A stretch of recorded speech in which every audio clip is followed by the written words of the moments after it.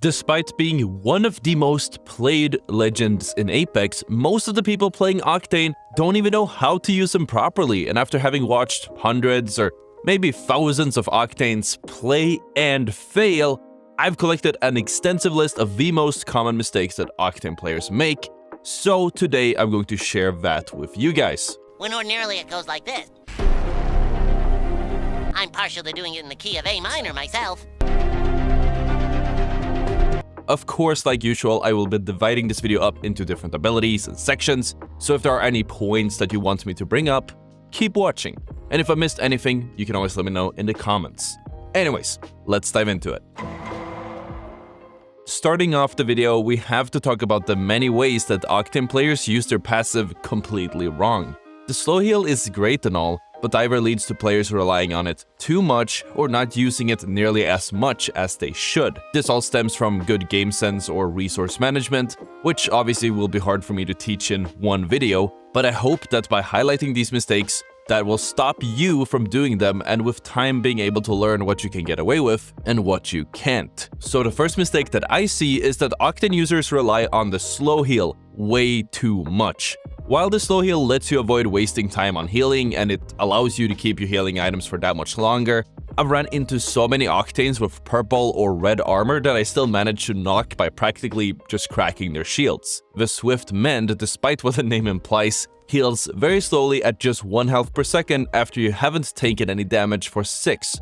And as a rule of thumb, if you are near an enemy or you are about to head into a fight, you don't want to let your health dip under 80 or so health, which is the cost of using a stim. Healing from 80 health takes 20 or I guess 26 seconds, and you will oftentimes get health back before any enemy manages to crack your shield in the first place. But if you let it go under 80, for example by using yet another stim, it will take you 46 seconds to recover, and there are rarely any fights that go on for that long, unless you're like in bronze or gold or something. That being said, I have seen plenty of Octane players healing up when they don't need to.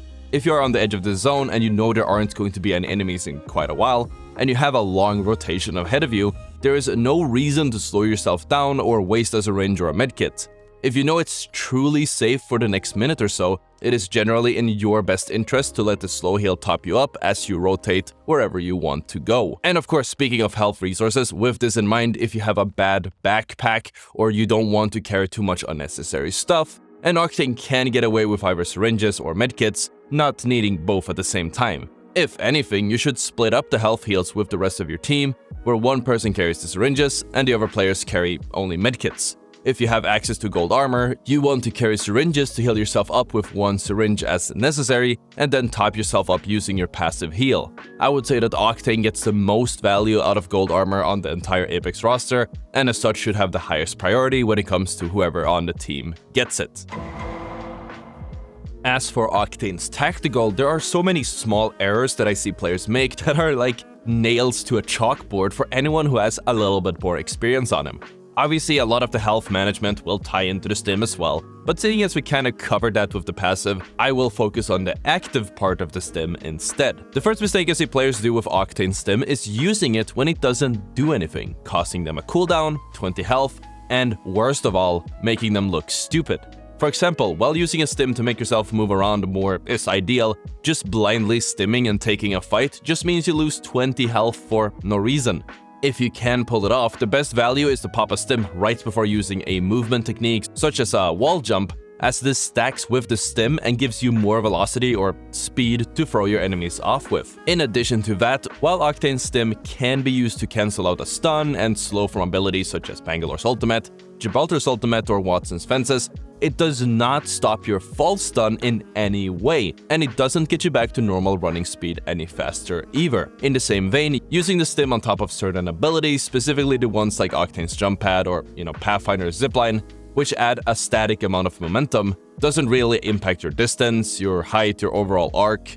It just doesn't do anything. And of course, who can forget that the stim only gives you movement speed when you are actually running with your feet on the ground. If you're sliding down a hill, using a stim won't add any extra speed, it just makes everything look a little bit faster. And of course I have to clarify here, stimming right before sliding does increase the overall velocity on the slide, but stimming mid-slide doesn't do any difference. So this is definitely a good reason to stop using it downhill if you still are. I also see lots of Octanes using the stim right after popping a large heal like the medkit or the Phoenix. You don't need to wait until the Phoenix is finished to get the most out of it. So instead of throwing away your health for no reason, pop the stim right before the heal finishes. This allows you to get the speed buff benefit from the stim without actually losing any HP. This works because using the stim counts as a one-handed action, very much like hitting the like button on this video.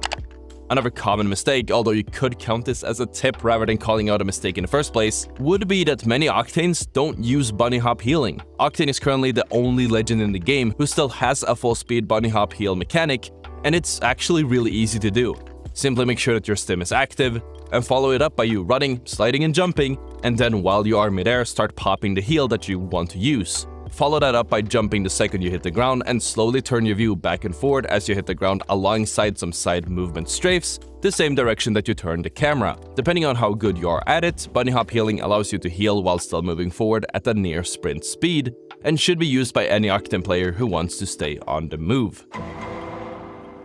And of course after that, who can forget Octane's ultimate? And yes, I did briefly mention using the stim on the jump pad, so I guess that's a bit of a freebie from the previous section. But other than that, there are a few things that I would like to highlight. First off, a surprising amount of Octane players still don't know how to position their jump pad. They see an enemy, they see that there is a gap between the Octane and their enemy, and they just throw their jump pad on the ground to jump straight into them, which means they just die in the process. If you want to close the gap between you and an enemy, make sure to place the jump pad in a way where you leave as little of the jump pad arc within the enemy's field of view as possible, and when you do take the jump pad, make sure that you land on a high ground or behind cover, as you will become a very easy target in a very predictable arc, and of course become even easier to hit once you land and potentially get affected by fault stun. Taking all of these things in consideration will significantly lower the amount of damage that you take when using the jump pad. I've also seen lots of Octanes trying to be smart by throwing a jump pad to block the doorway of a building that they are holding, only to have the jump pad blow up the second an enemy opens the door to run through,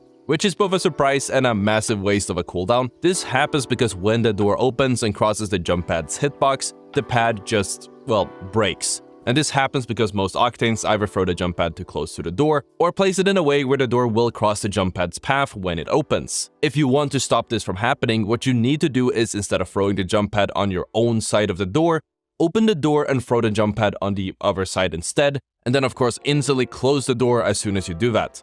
Just keep in mind that if you open a door from your side, it will swing open, touch the jump pad, and then break. But at the very least, the enemy won't be able to open a door and do it to you instead. Obviously, the enemies can still break the jump pad and then run in, but having the pad out in the way slows them down, and if they are brave enough to break the pad in the open while you are by the door, you can actually peek out and deal lots of damage to them when they are forced to reload. Just make sure that the jump pad's model doesn't overlap or clip through the door, as this means the door will break the pad no matter what direction it goes. As for common mistakes outside of his kit specifically, there's actually a gameplay option that's set to the completely wrong setting by default. So I can confidently say that the massive majority of Octane players don't know about it. So by default, it's a massive mistake that you could say is very common. Bit of a throwback to the title there.